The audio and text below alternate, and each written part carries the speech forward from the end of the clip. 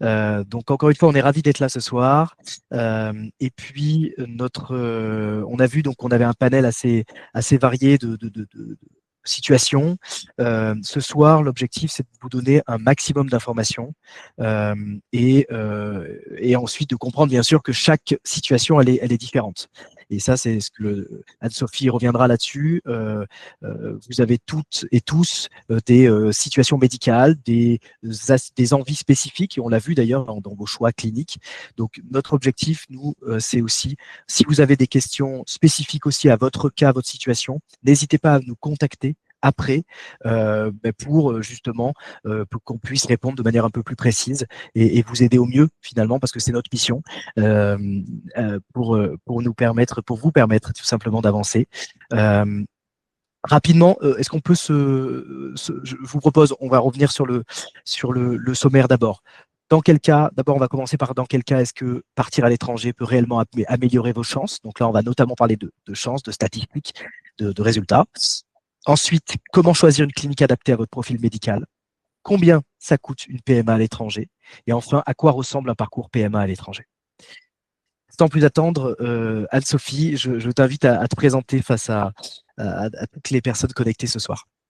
Alors, bonjour à tous. Je suis très contente d'être présente avec vous ce soir. Alors, je vais faire très rapide, hein. Moi, je suis le docteur Magie Anne-Sophie. Je suis gynécologue obstétricienne et spécialisée en médecine de la reproduction. J'ai travaillé dans différents centres en France, notamment à Paris, à l'hôpital Port-Royal et à Bordeaux, à la clinique Jean Villard. Donc, j'ai pu voir un panel assez étendu de la pratique de la PMA, donc, ce qui était très intéressant. Et toi-même, en tout cas, tu as aussi accompagné des couples à l'étranger sur des situations voilà, où on Tout va à y fait. revenir. Hein. Oui, on est en France, on a aussi le rôle de passer le relais chez les couples où c'est compliqué et on les accompagne très bien dans ces cas-là. Tout à fait.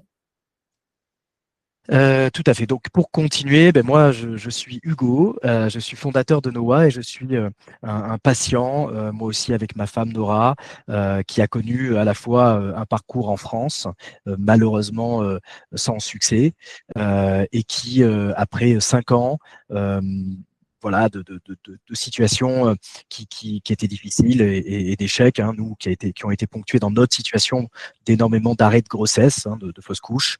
Et donc, on a décidé, honnêtement, un peu en mode dernière chance et voilà, on voulait absolument avancer et se tenter une dernière chance et on a décidé de partir à l'étranger. On a été démunis, en tout cas on a été très seuls. Moi j'étais sur les forums, j'étais sur Google et j'ai choisi ma clinique avec très peu d'informations et c'est vrai que tout ce processus-là a été un peu compliqué. Et donc voilà, aujourd'hui, la mission que je me suis donnée avec l'équipe, hein, parce qu'il y a une partie de l'équipe, il y a Julie, il y a Mélanie qui sont connectées, une petite équipe de quelques personnes, mais on essaye d'œuvrer pour rendre ce parcours de PMA à l'étranger qui est quand même engageant, moi personnellement, je n'étais jamais allé me faire soigner en dehors de France, donc c'est vrai que c'est un processus qui est engageant. Et le rendre le plus serein et le plus efficace possible. Et d'ailleurs, je vous appelle ce soir depuis Barcelone, depuis ma chambre d'hôtel, où je suis à Barcelone pour visiter, sélectionner, auditer des cliniques de fertilité de référence. Donc, j'ai plusieurs rendez-vous dans les prochains jours où je vais aller me confronter aussi à la direction des patients internationaux, aller discuter avec les embryologistes, aller visiter les labos de PMA sur place, parmi en plus les meilleurs labos mondiaux. Donc, à la fois, je suis excité d'un point de vue compréhension théorique et scientifique, et en même temps, je suis dans mon rôle de validation, tout simplement, de ce qu'on peut attendre en tant que patient français. Les patients français correspondent à une part importante, parfois significative du revenu des cliniques. Donc, notre objectif aussi, c'est de pouvoir mener une action de sélection. Donc, sans plus attendre, avançons sur justement, est-ce que je dois partir à l'étranger? Et donc là, ce que je voulais te demander, Anne-Sophie, parce que c'est vrai qu'aujourd'hui, on voit bien, hein, il y a le vrai problème, c'est pas spécialement la France, c'est parfois de rester trop longtemps dans un parcours qui fonctionne pas bien. Et donc, je voulais voir avec toi, justement, quelles sont pour toi les différences dans ta pratique? Dans quelle situation tu dis clairement à une patiente, en France, ça va prendre trop de temps ou alors c'est pas adapté à ton profil? Alors effectivement, comme tu l'as bien dit, le problème, c'est pas forcément la France, parce que la France a quand même des bons taux de réussite en PMA, mais c'est que la France ne propose pas de protocole adapté à toutes les situations, et étranger peut vraiment être une solution. Alors les situations dans lesquelles moi je propose, je ne force pas les couples à aller à l'étranger parce que ça fait peur, effectivement, une prise en charge à l'étranger. C'est chez les patientes avec un âge au-delà de 38 ans, entre 38 et 40 ans.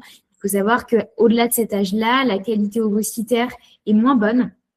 Et donc, on obtient moins d'embryons. Et le risque, c'est, même si on obtient des embryons, c'est de les transférer et que cela n'aboutisse pas à une grossesse. Pourquoi? Parce qu'il y a des anomalies génétiques.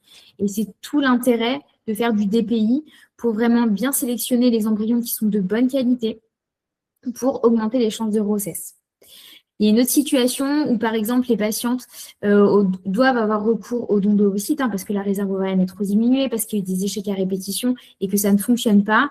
Au-delà de 40 ans, c'est quand même plus pertinent d'aller à l'étranger parce que le délai d'attente en France est long. Il est d'environ 2 ans.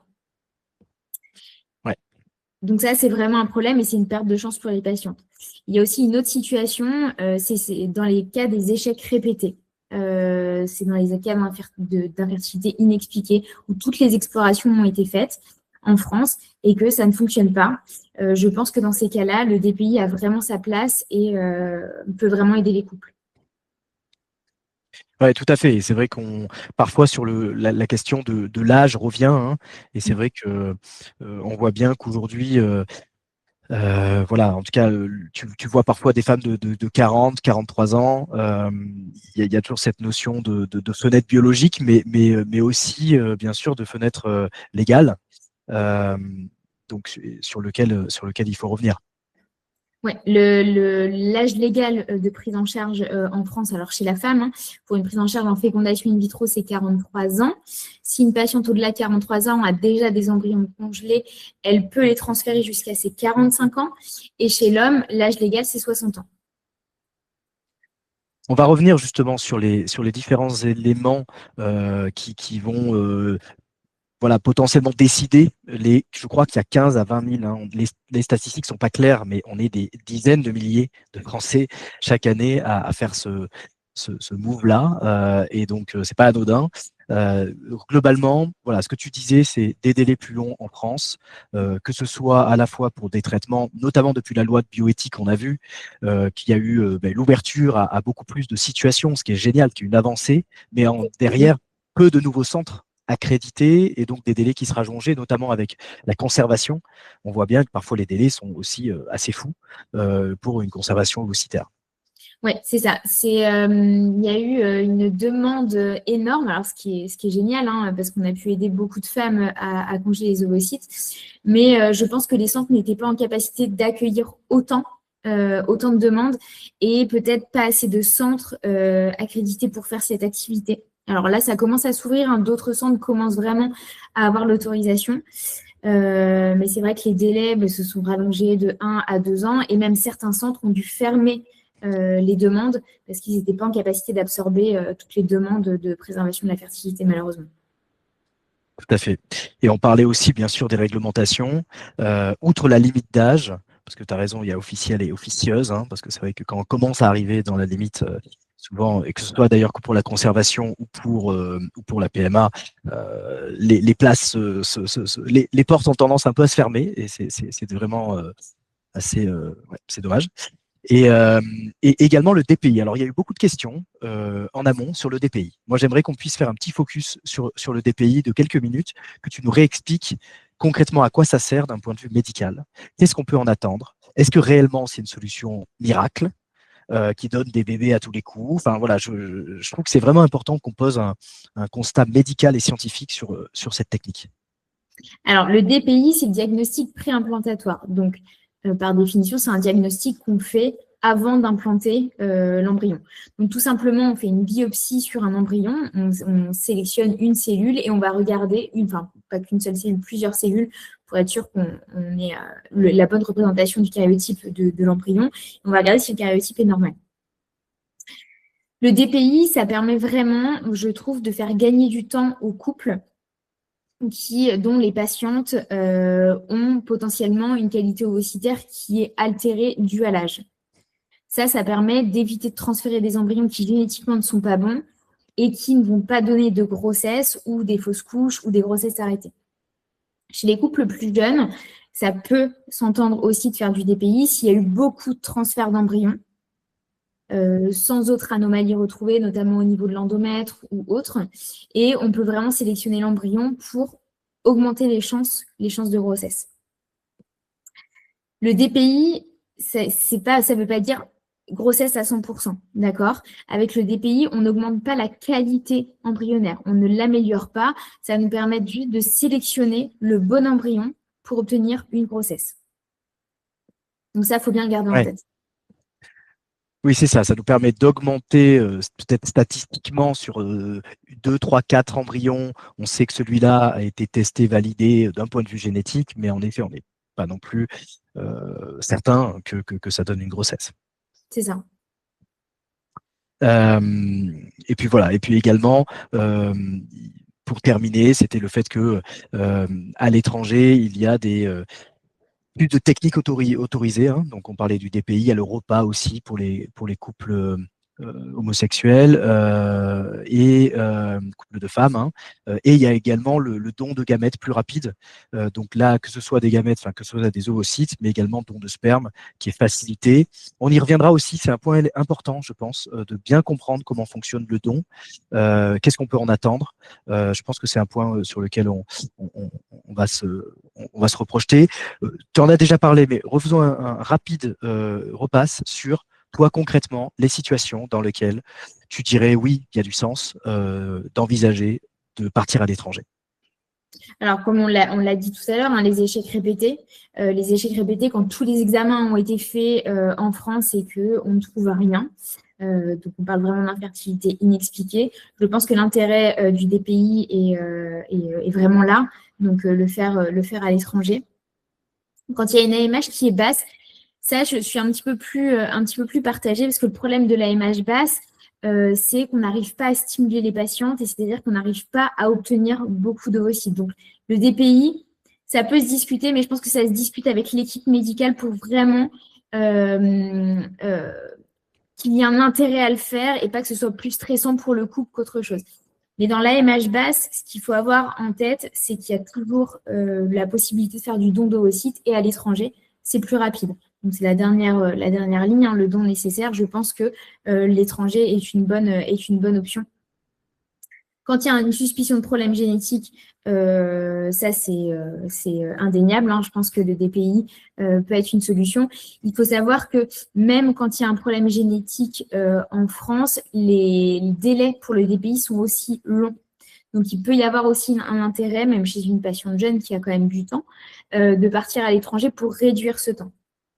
Et chez les patients, je me permets, mais des aberrations que moi je découvre. Donc j'ai un podcast fertile, j'en ai pas parlé au tout début, mais je vous invite à le découvrir parce qu'il y a des épisodes qui sont assez complets, notamment sur sur des expériences patients, ainsi de suite. Donc c'est fertile avec un S sur toutes les plateformes. Et notamment, j'ai découvert que le DPI en France, même si vous avez une maladie génétique, n'allait pas tester par exemple des trisomies.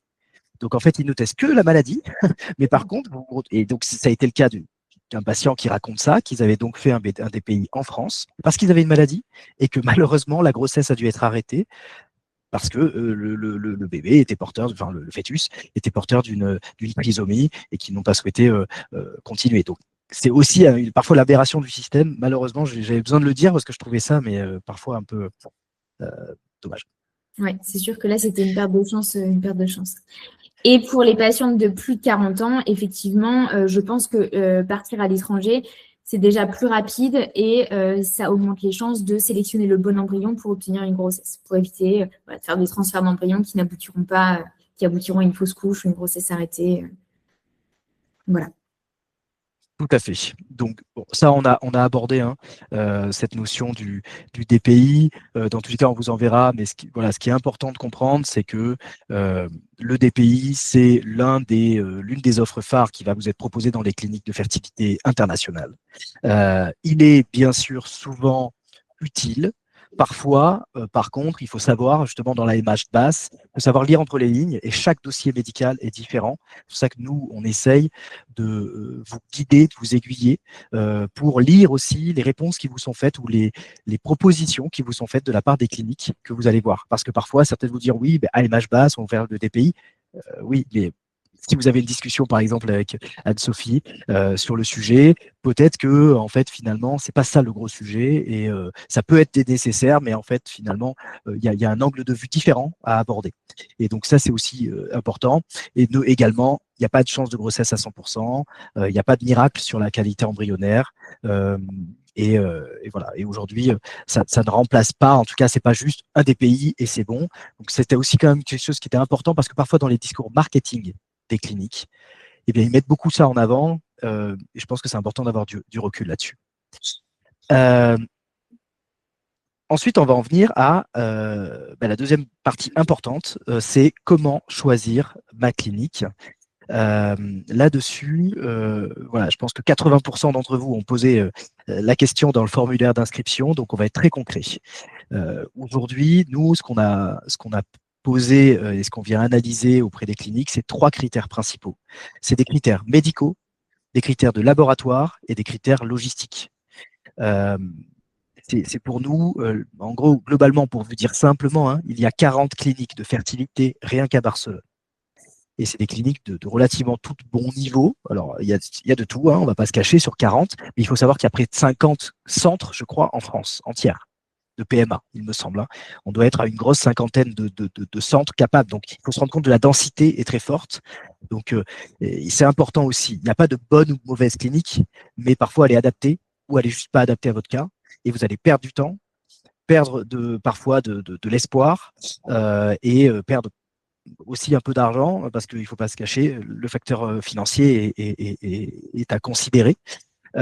Donc, des questions pour Anne-Sophie. D'abord, quels sont pour toi les critères médicaux qu'une patiente ne pense pas toujours à vérifier de base, mais qui font vraiment la différence selon toi? Alors, c'est vrai que le choix de la clinique, pour moi, c'est primordial pour vraiment optimiser les chances de réussite. Je pense que ça passe aussi par la patiente doit vraiment être le couple, que ce soit un couple de femmes ou couple hétérosexuel, doit vraiment être acteur. C'est-à-dire qu'ils doivent vraiment bien comprendre leur dossier pour savoir quelle est la pathologie à cibler. Parce que ça, c'est hyper important pour ne pas se perdre dans les choix des cliniques. Je pense qu'il faut choisir une clinique qui est vraiment adaptée au profil du couple pour cibler telle ou telle maladie. Par exemple, une patiente qui a un syndrome des ovaires polykystiques, une patiente qui a une AMH basse ou un syndrome des antiphospholipides. Il faut choisir une clinique qui est vraiment habituée au profil du couple. Deuxièmement, je pense qu'il faut choisir une clinique qui s'adapte vraiment et qui ne fait pas des protocoles, qui font des protocoles vraiment personnalisés et pas standardisés pour tout le monde, parce que tout couple est unique et vraiment les pathologies sont uniques et donc il faut vraiment s'adapter au couple pour optimiser les chances. Ça, pour moi, c'est vraiment les critères qui sont très, très importants d'un point de vue médical de l'équipe de gynécologie. Et sur le laboratoire, parce que les patients, ils regardent notamment les taux de réussite globaux, mais toi, qu'est-ce que tu regardes concrètement? Alors, c'est vrai que les taux de réussite globaux, c'est ce qui fait un petit peu rêver, quand on voit 50% de chances de grossesse, ou voire plus sur certaines cliniques, c'est vraiment, ça fait rêver. Mais il y a des petites parties qu'il faut regarder, il faut vraiment lire entre les lignes. Alors, pour moi, le laboratoire, c'est vraiment un élément clé aussi de la réussite pour une prise en charge en PMA. Il faut regarder quelles sont les techniques, en fait, quels sont les équipements dont dispose le laboratoire pour les fécondations, parce que pour la fécondation, il y a différents types. Il y a la FIV simple, il y a l'ICSI, il y a les techniques de sélection des spermatozoïdes comme le Zymote, le MAX, le PIXI, etc. Il faut vraiment s'adapter au profil aussi de l'infertilité masculine pour vraiment optimiser les chances. Ça, pour moi, c'est vraiment très important, les techniques de fécondation et l'équipement du laboratoire pour pouvoir prendre en charge le couple. Oui, et ça, c'est des choses que on peut c'est assez difficile, on va pas se cacher de, de le savoir, mais c'est aussi pour ça qu'on essaye qu'on se déplace déjà demain, moi, dans les cliniques, dans les labos, qu'on va faire l'inventaire, on va regarder les embryologistes aussi, leur formation, leur background, comment ils sont organisés. Voilà, je pense qu'il y a un besoin, nous, de vulgarisation, mais au moins que vous soyez informés que le labo, est essentiel dans dynamique de PMA. Il joue vraiment un rôle qui est capital. Et en effet, des types de techniques, tout ça à utiliser. En termes de, il y avait un cas un cas concret qui a été posé ce soir par une participante, Mhm. notamment une réserve ovarienne très faible. Comment est-ce qu'elle pourrait choisir sa clinique? Peut-être quels critères spécifiques est-ce qu'elle pourrait avoir? Quel pays? Alors, pour les MH basse, je pense qu'il faut vraiment choisir une clinique qui fait vraiment, comme vous l'avez dit, des protocoles vraiment enfin, personnalisés pour vraiment s'adapter au cas de la patiente. Parce que c'est vrai qu'on n'utilise pas les mêmes molécules pour la stimulation ou les mêmes protocoles pour une AMH basse. Et je pense aussi qu'il faut qu'elle sélectionne un laboratoire où il y a des techniques de pointe, parce que s'il y a une AMH basse, ça veut dire que vraiment, il n'y a pas beaucoup d'ovocytes à recueillir. Et si vraiment on veut optimiser les chances, il faut que la fécondation soit bonne et que les conditions au laboratoire soient vraiment bonnes aussi. Et toujours avoir l'arrière-pensée du don si la prise en charge avec les ovocytes de la patiente ne sont pas possibles. Ben justement, un autre cas qui a été très présent ce soir, c'est le double don, Ouais. ovocytes et sperme. Oui. Euh, Quelle différence aussi entre les pays peut-être? Est-ce qu'il y a des critères particuliers sur ce profil-là? Alors moi, pour le choix de la clinique, tu veux dire? C'est ça? Oui, Ouais. Alors, pour moi, il y a trois critères qui pourraient rentrer en jeu. Alors déjà, il y a le critère financier, hein. Je pense que ça, c'est un critère qu'il faut quand même évaluer. Il y a le critère de l'anonymat. Alors, l'anonymat, c'est quelque chose qui a quand même bien changé en France depuis la nouvelle loi de bioéthique. Maintenant, à partir de l'âge de 18 ans, l'enfant issu de don peut connaître l'identité du donneur. Donc ça, les critères d'anonymat changent en fonction des pays. Donc, je pense que il faut savoir si, alors que ce soit une femme seule, un couple de femmes ou un couple homme-femme, il faut qu'ils soient d'accord de se dire est-ce qu'on veut que notre enfant connaissent l'identité du donneur à ses 18 ans.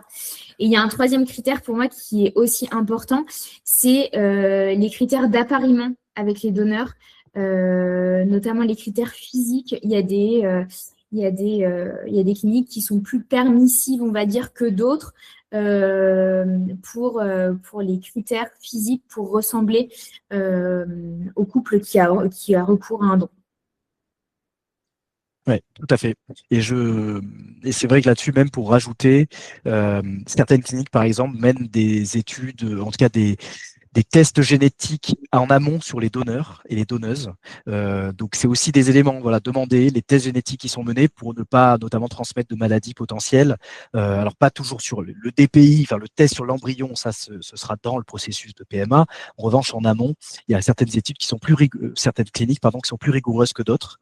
Et également, bien sûr, il y a la disponibilité, les banques de donneurs et de donneuses qui sont plus ou moins importantes en fonction des cliniques. Nous, typiquement, on vient regarder le nombre de dons chaque année, la disponibilité, aussi en fonction des phénotypes, donc c'est-à-dire des caractères physiques que vous voulez, voilà, que vous voulez maximiser, disons, le fait que le don soit le plus proche de vos critères physiques.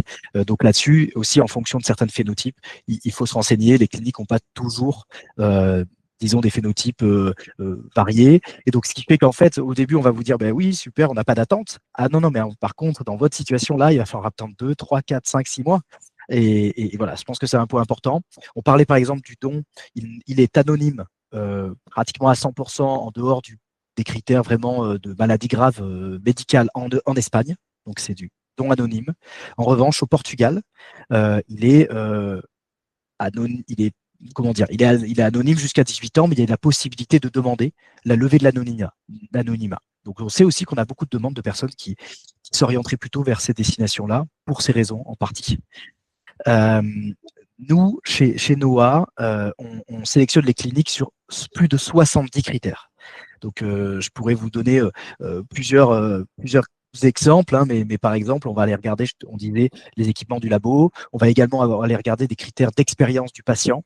Est-ce qu'il y a un interlocuteur dédié de bout en bout auprès de la clinique? On va aller demander des critères en lien avec également les types de packages financiers, parce qu'on a parlé notamment du coût, hein, et on va y revenir sur le coût, il y aura un élément dédié à ça, mais est-ce qu'il y a des packages financiers, notamment parfois les cliniques font des garanties bébés, qui sont des montages financiers assez coûteux, mais qui peuvent être utiles, parce que pour les couples, au moins, on sait combien on dépense exactement, et normalement, il y a un engagement de la part de la clinique pour aller au bout. Donc voilà, il y a pas mal d'éléments comme ça, et on va regarder des choses de manière assez précise et détaillée. On va aller jusqu'à les vérifier sur place. Continuons ensemble sur la suite. C'est justement les conseils. Nous, ce qu'on disait, c'était que voilà, aujourd'hui, ce qui est important d'abord, c'est de bien comprendre votre situation et de l'analyser.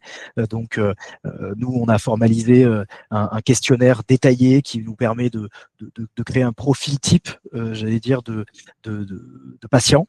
Par rapport à ce profil-là, on est capable de matcher avec une sélection de cliniques qui correspond réellement aux besoins. Et qui n'est pas juste un filtre sur le prix, hein, mais qui va assez loin sur l'analyse de ces 70 critères et de la compatibilité. Et puis enfin, un dernier point, c'est analyser et négocier votre devis.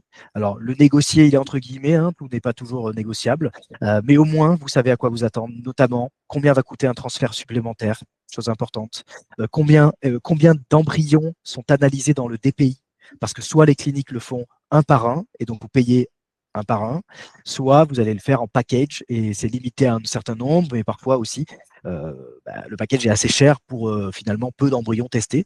Donc voilà, c'est tous ces petits éléments-là. Également, en cas d'échec, quelle est la part de remboursé? Voilà, il y a pas mal d'éléments aussi à regarder. Complètement le coût. On vous a donné là les principaux coûts. Il faut savoir qu'en Espagne, une FIV simple, c'est entre 5 000 et 6 500 euros, auquel vous rajoutez environ entre 1 000 et 3 000 euros, 2 500 pour le PTPA, donc le DPI. Et ça comprend un transfert. Donc, c'est une FIV, une ponction, fécondation et un transfert. Chaque transfert supplémentaire, en moyenne, c'est entre 1 500 et 2 500 euros. La FIV avec don d'ovocytes, c'est, vous voyez les tarifs, entre 5 900 et 11 000. Et il y a des FIV repas, des techniques différentes. Vous pourrez aussi, on pourra vous partager, on a vraiment, nous, récupéré les devis officiels de l'ensemble de ces cliniques, et surtout, on les négocie, on essaie de négocier des packages avantageux pour les patients qui viennent de NOA. Toujours pareil, hein, la puissance aussi du nombre nous permet petit à petit de négocier des enveloppes à la baisse, ou en tout cas des choses offertes, rajoutées en plus. Par exemple, dans beaucoup de cliniques, ils font payer maintenant la première consultation, 140 euros, 150 euros, une consulte. Nous, aujourd'hui, on est arrivé à la négocier gratuitement dans pratiquement toutes les cliniques avec lesquelles on travaille. Plus, voilà, on est en train d'ajouter petit à petit des packages négociés avec ces cliniques-là. Au Portugal, c'est un petit peu moins cher. Mais voilà, c'est un petit peu moins cher. Par contre, voilà, comme vous disiez, il y a des spécificités. Souvent, au Portugal aussi, il y a un peu moins de délai d'attente. C'est une industrie qui est peut-être plus qui développe, disons, et il y a un petit peu voilà, des rapidités. République tchèque, voilà, aussi pareil, c'est un pays qui est un peu moins cher que la plupart. En revanche, attention, ce n'est pas autorisé. En tout cas, les PMA ne sont pas autorisés pour les femmes seules et pour les couples de même sexe, les couples de femmes. La Belgique également, avec des tarifs assez équivalents à ce qu'on va retrouver en Espagne. Ce qui est certain, c'est qu'il y a plein de destinations. Aujourd'hui, nous, le gros du focus est sur l'Espagne, le Portugal. On va très prochainement aussi essayer de développer la République tchèque pour avoir une option plus abordable pour les couples qui recherchent. Maintenant, l'objectif, c'est avant tout d'avoir le bon matching, et dans la PMA, voilà, l'objectif, c'est d'éviter aussi les mauvais matchs avec les cliniques ou les mauvaises expériences. Les coûts additionnels à prévoir potentiellement, il y a les médicaments. Donc, ils ne sont pas inclus, bien sûr, dans les coûts des traitements, hein, Donc, la couverture, elle est possible en France si des conditions de sécurité sociale, notamment, sont remplies. Donc ça, il faut en discuter directement avec des médecins. Et ensuite, le côté anesthésie, voilà, parfois il y a des surcoûts d'anesthésie ou d'hospitalisation, même si la plupart du temps, quand même, ça c'est inclus. Et bien sûr, certaines options du laboratoire. Donc là aussi, c'est à regarder dans vos devis. Attention, il y a des petites lignes en plus, il y a des options, par exemple, dans certaines cliniques, le time-lapse, qui est l'outil de photographie en temps réel des embryons, est payant en plus. Donc voilà, être attentif à ça parce que ça peut changer de 500-600 euros de plus. Le DPI est facturé en plus pratiquement tout le temps. Donc là aussi, regardez la façon dont c'est fait, dont c'est facturé. Et puis enfin, bien sûr, le déplacement et l'hébergement, et ça, on va y revenir. Concernant les aides disponibles, alors, il faut savoir que certaines cliniques, mais honnêtement, très peu, nous, ça fait partie des critères. Y a-t-il des possibilités de financement direct de la part, donc d'avoir un prêt, finalement, un financement sur plusieurs mois? Très peu le font. Je crois qu'il y en a une qui est en train d'essayer, mais malheureusement, c'est très peu développé avec la patientèle française. En revanche, il peut y avoir une prise en charge de la CPAM si vous êtes encore dans les critères d'âge et d'éligibilité, et en étant attentif. Donc le montant total n'est pas non plus colossal, c'est entre 1500 et 2000 euros en allant tout récupérer. Donc ça, il faut en être conscient. Et il y a un dossier qui peut être relativement exigeant, sur lequel nous, on accompagne nos patients, notamment premium, parce qu'on va voir, on a une offre d'entrée et une offre plutôt premium. On accompagne nos patients premium à pouvoir le remplir et avancer sur ce sujet-là. Et le temps est quand même, voilà, c'est entre 1 et 3 mois minimum, et il ne faut pas commencer son traitement avant. À quoi ressemble un parcours de PMA à l'étranger? Peut-être justement là-dessus, je voulais un peu t'interroger justement, Anne-Sophie. En pratique, comment ça se passe justement pour les examens en France, quand on fait une PMA à l'étranger?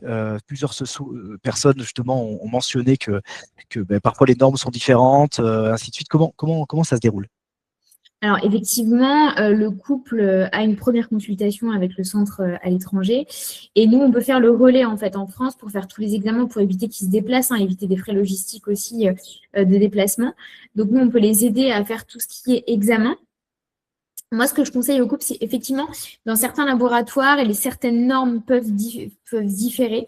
Moi, je pense qu'il faut vraiment se référer à une équipe médicale qui interprète les résultats. Et je pense que celle qu'il faut se référer, c'est vraiment l'équipe médicale à l'étranger, parce que c'est elle qui va vous prendre en charge, et c'est elle qui va adapter les protocoles en fonction des résultats. Donc, je pense qu'il faut vraiment faire confiance à cette équipe-là pour vraiment interpréter tous les résultats. Oui, tout à fait. Et ça, c'est vrai que c'est un point qui est important.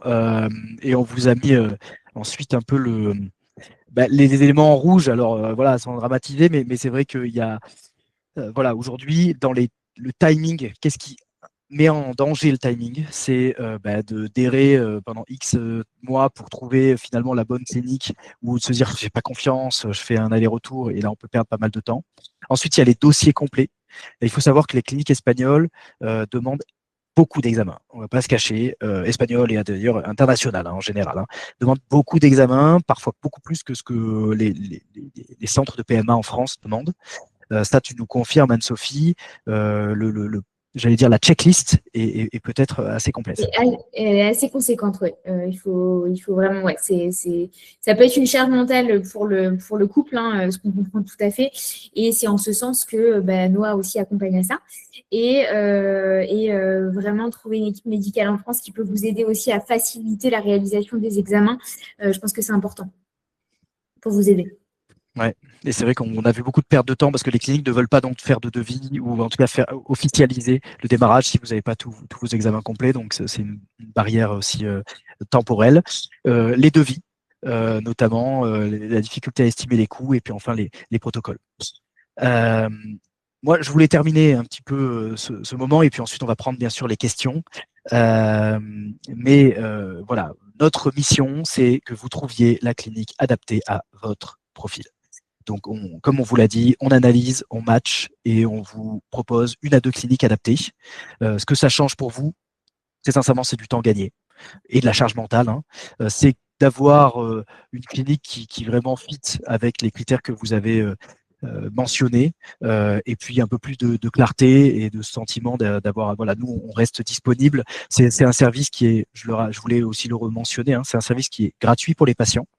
Et les cliniques que nous avons sélectionnées nous versent une participation justement pour la sélection que l'on fait et la coordination qu'on réalise, parce qu'on leur fait gagner en fait finalement du temps du travail, une partie du travail de matching est déjà fait de leur côté.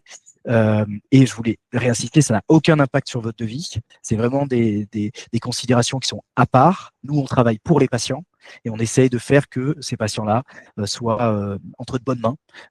Et donc, encore une fois, c'est pour ça qu'on y met notre énergie. Donc, vous avez un petit QR code ici si vous n'avez pas encore rempli le formulaire pour avoir votre sélection de clinique.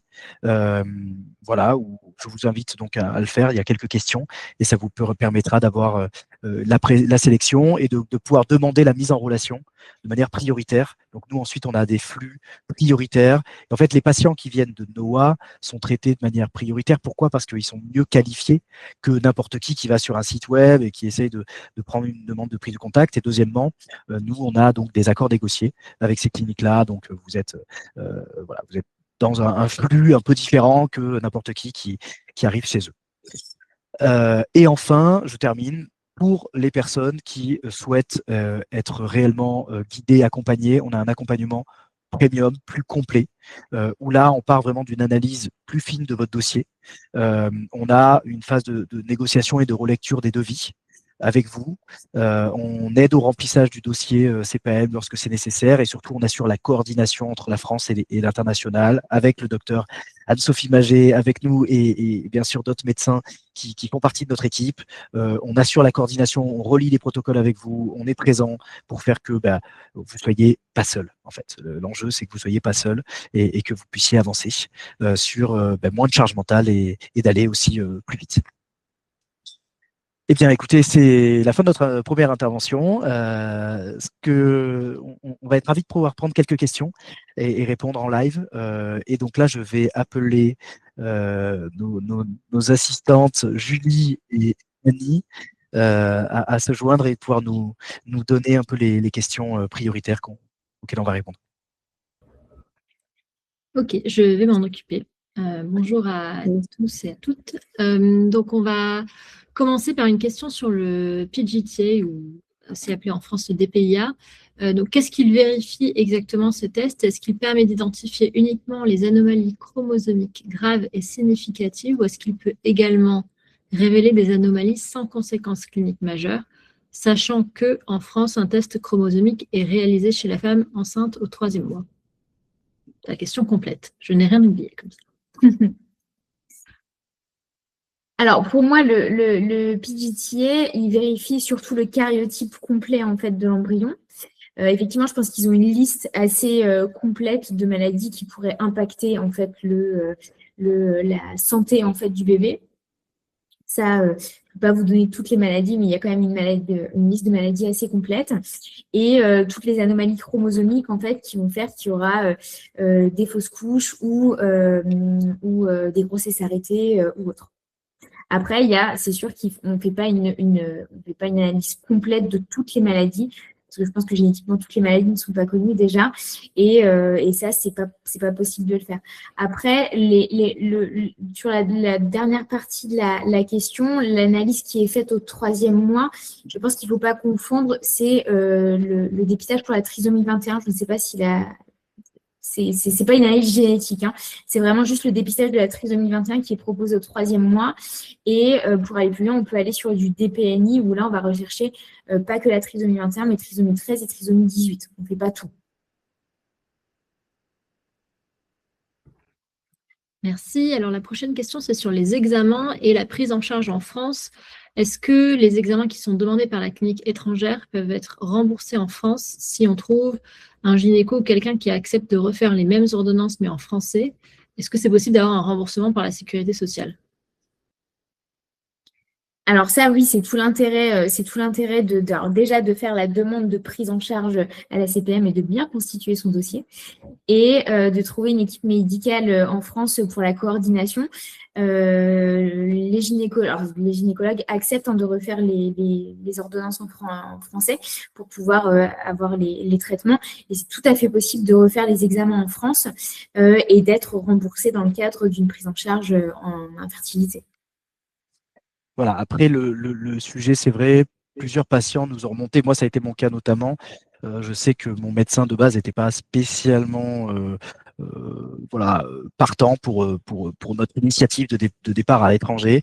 Donc là aussi, voilà, parfois on a des équipes qui sont plus au fait et plus favorables, parfois moins. Euh, donc ça, il faut voir en direct avec le gynécologue qui vous suit. Nous, ce qu'on propose, c'est d'assurer la coordination, j'allais dire NOAA, en lien avec la clinique aussi. Donc on est directement en lien, on les connaît, on collabore avec ces cliniques et donc on assure une coordination plus serrée peut-être qu'un gynécologue voilà, qui lui a moins de liens immédiats avec votre centre de PMA à l'étranger. Mais c'est un point qui est important. En effet, il faudra quand même toujours avoir une présence locale. Nous, on fait de la téléconsultation, voilà, ainsi de suite. On est capable de faire des choses à distance. En revanche, on peut vous indiquer aussi certains partenaires en local, mais souvent en région parisienne ou voilà, dans les grandes agglomérations. Mais c'est vrai que c'est important pour nous aussi que vous ayez notamment pour faire des examens et pour faire des monitorings, il faudra à un moment donné avoir un suivi gynécologique local.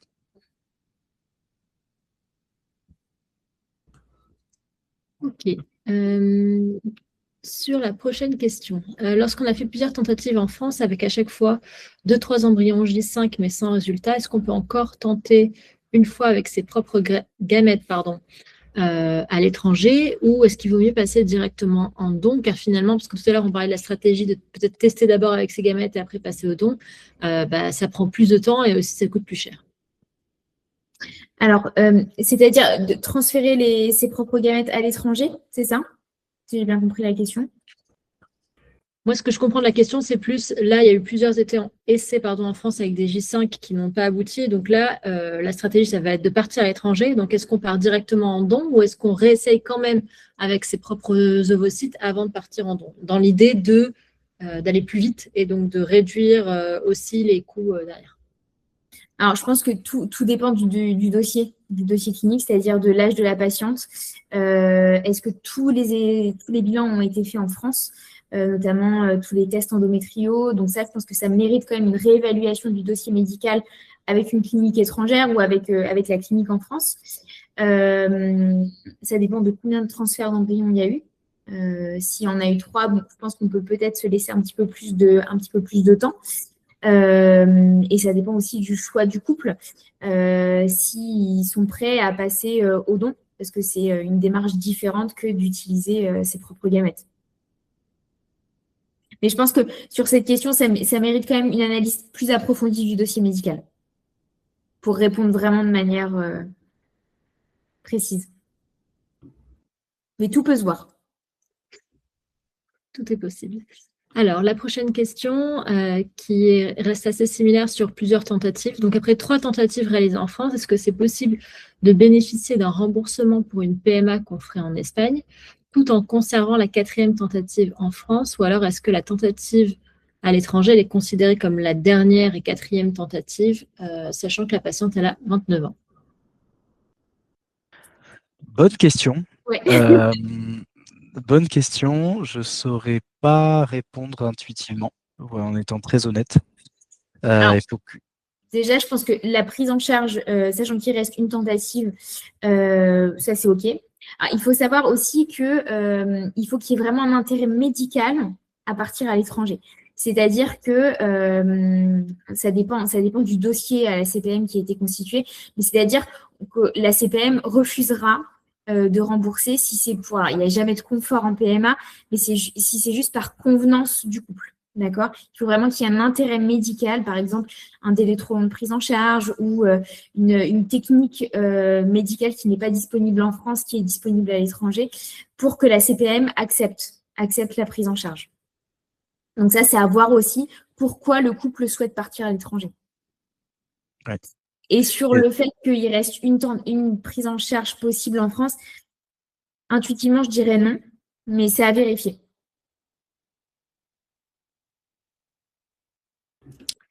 Ok, très bien. Alors, sur la prochaine question, mon compagnon, on dit A, il me semble, une azoospermie. Tout à fait. Vous me proposez de regarder quoi comme clinique? Alors s'il y a une azoospermie, il faut déjà être sûr que tous les examens ont bien été faits en France, qu'il n'y a pas eu un seul spermogramme, la biopsie testiculaire de proposer s'il y a une indication, etc. Alors comme clinique, je pense qu'il faut une clinique qui est spécialisée peut-être dans le don de sperme, si c'est le projet. Ouais. Si c'est le projet, en effet, ou alors certaines cliniques ont typiquement des services dédiés à l'infertilité masculine, ce qui n'est pas le cas de toutes. Donc là, typiquement, dans les critères aussi, on va demander si ces cliniques-là ont en interne un andrologue, un urologue spécialisé auquel elles font appel et qu'elles puissent voilà, le solliciter sur l'analyse de la situation médicale ou pas. Et il y en a certaines qui, honnêtement, vous répondent non, ça ne fait pas partie de nos compétences de base. Donc, intéressant. Si jamais c'est pas le don, on pourra aussi aller regarder de ce point de vue-là s'il y a typiquement une biopsie testiculaire qui pourrait être faite en Espagne directement ou ailleurs. Ok, il nous reste encore quelques petites questions. Si ça va tout le monde, je vais essayer de les terminer. Si près du but, ce serait dommage de ne pas pouvoir les couvrir. Le test de fragmentation de l'ADN des spermatozoïdes peut-il être réalisé lorsque les spermatozoïdes sont prélevés directement au niveau testiculaire? Je ne suis pas sûre que ce soit très spécifique à la PMA à l'étranger, mais Alors en général, il faut quand même qu'il y ait un nombre de spermatozoïdes qui soit suffisant pour pouvoir faire le test de fragmentation. Et en général, quand on fait une biopsie testiculaire, c'est qu'il n'y en a pas beaucoup. Donc ça dépend vraiment du nombre de spermatozoïdes qui a été prélevé pour pouvoir faire l'analyse, si l'analyse est possible. Mais typiquement, en lien avec la fragmentation, c'est des choses aussi que nous, on découvre, ou en tout cas qu'on investigue de plus en plus. Il y a ce que disait Anne-Sophie, des techniques de sélection de spermatozoïdes qui sont assez peu courantes, moins utilisées en France, notamment, je pense à Max et d'autres, hein, qui sont utilisées en Espagne avec dans les cliniques internationales avec de très bons retours. Et donc ça aussi intéressant d'analyser, si jamais il y a un sujet d'infertilité masculine déclaré, vous orienter vers les cliniques qui ont le plus d'expertise dans ce domaine.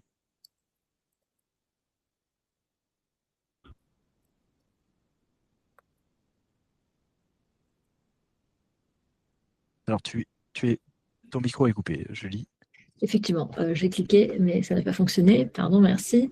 On en a brièvement parlé, mais j'aimerais bien peut-être qu'on revienne là-dessus sur le coût du DPI et pour un seul embryon ou pour l'ensemble des embryons, d'une même ponction.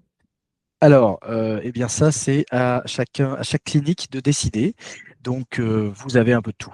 Vous avez les cliniques, globalement, hein, il y a des cliniques qui sont plutôt le haut du panier, c'est pour une FIV plus DPI, vous allez être aux alentours des 9 000 euros. C'est généralement la partie premium, j'allais dire, du marché espagnol, hein, je parle bien. Dans ces cas-là, souvent le package DPI va coûter 2 500 à 3 000 euros environ et comprend entre 5 et 6, 8 embryons maximum qui sont analysés. Donc là, c'est forfaité. Si vous en avez un, vous en avez un. Moi, ça a été mon cas, par exemple. Voilà, dans notre situation, on n'avait finalement qu'un seul embryon à analyser.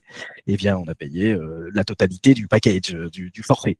En revanche, d'autres cliniques aussi qui ont une politique un peu plus abordable et qui essayent d'être plus proches, j'allais dire, de la réalité, font du one by one. Donc vous payez, je crois, le premier est un peu plus cher de mémoire, est à 600 euros et les prochains sont à 300. Donc là aussi, en fait, tout est lié. Hein, je pense que c'est le tarif doit pas être et souvent pas uniquement uniquement le seul critère, mais on va tout analyser, nous, à la fois la complexité scientifique et en même temps, votre souhait d'être au plus près ou pas de votre enveloppe. En tout cas, est-ce que c'est un critère important? Et à ce moment-là, on va vous orienter vers des cliniques qui sont plus adaptées.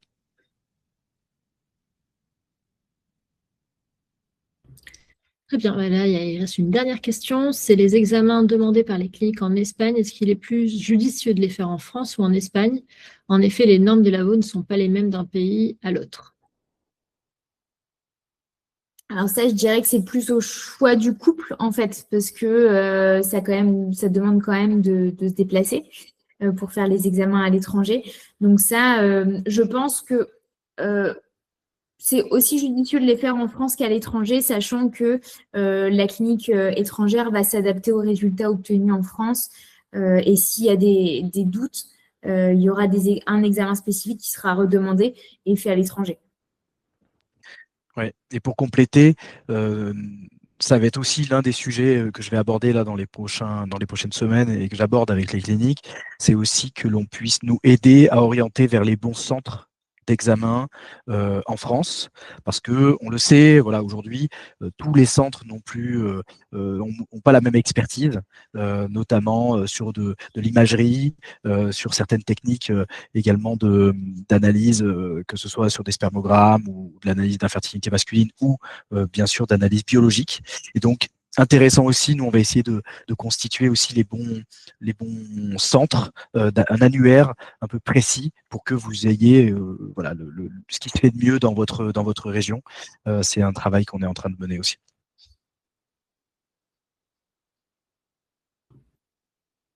C'est tout bon. Ah, on a une question de dernière minute. Alors, attendez, je ne l'ai même pas lu. Si on a des ovocytes congelés et une réserve ovarienne très faible à 0,34 et plus de 40 ans, est-ce qu'il vaut mieux essayer en France d'abord ou il est préférable, notamment pour le dépit, de transférer les ovocytes pour une prise en charge à l'étranger?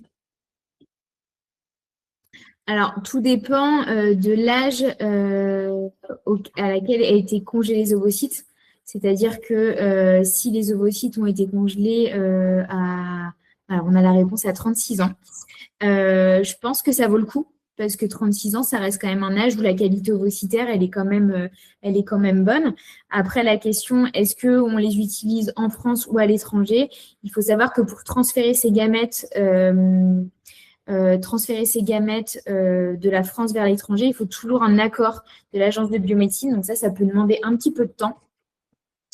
Moi, j'aurais toujours tendance à dire on peut les utiliser en France, au moins les ovocytes congelés. Et si ça ne fonctionne pas, je pense qu'effectivement, à 40 ans, avec une réserve faible, ça vaut peut-être le coup d'aller à l'étranger. Voilà, écoutez, on était ravis. Je pense que, encore une fois, nous, on sera toujours, en tout cas, du côté du patient. On sait que c'est un processus qui est pas qui est difficile, qui est pas simple. On aurait tous préféré, honnêtement, que la situation soit plus évidente. Aujourd'hui dans notre pays. Maintenant, et c'est pas pour faire du bashing du tout, parce qu'il y a beaucoup d'assets, il y a beaucoup de travail mis par les équipes médicales et qu'on respecte énormément.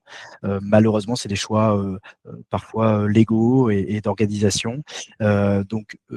Et plutôt pour dire, OK, pour ceux qui l'envisagent, pour les bonnes raisons, sachez que Noah, on est là, notre équipe est là et on fait le maximum pour vous orienter, vous guider et répondre à vos questions. Je vous invite encore une fois, pour ceux qui l'ont pas fait, ne pas hésiter à remplir le formulaire de choix clinique qui permet de collecter un certain nombre d'informations et puis d'avoir déjà une première sélection et une mise en relation rapide.